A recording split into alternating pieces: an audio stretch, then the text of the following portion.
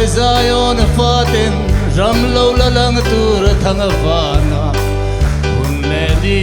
te kiam lo va an chul len na tur ramma chuta chol du te ta na nun na kong thu kan puange lal Kristan kan ba ruai ring tu te kan zam lo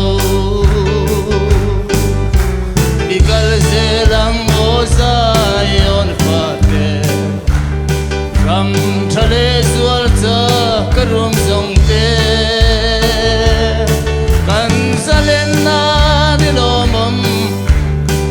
hi thang tiang ko la liam mai hallelujah lal pata ni thok zelang lal Krista thu chung fate asipai huai sentel kholo na sualte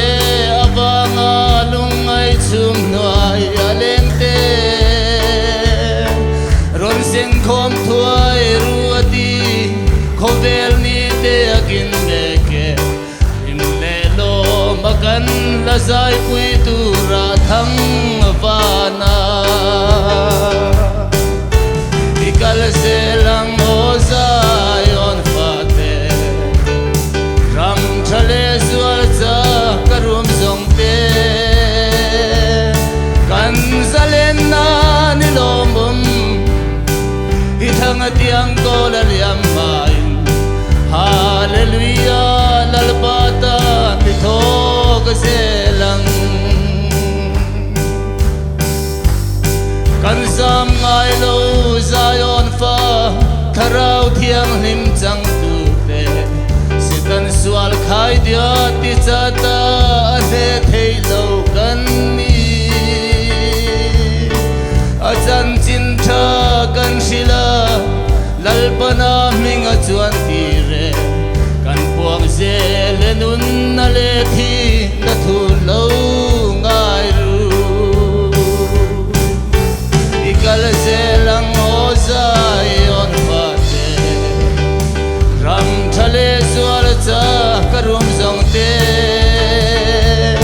kan zalen na ni lomom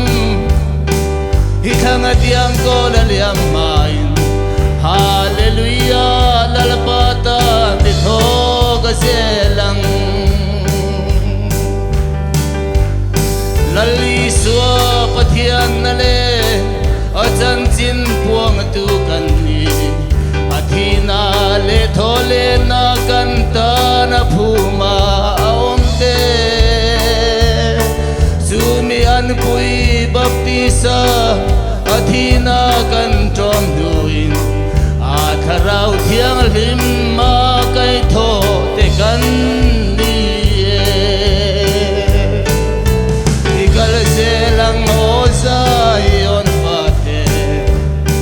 ram thale zual cha karum zong te kan zalen na ni lomom hi thang tiang ko la liam mai hallelujah lal pata ni thok zelang hallelujah lal pata ni thok zelang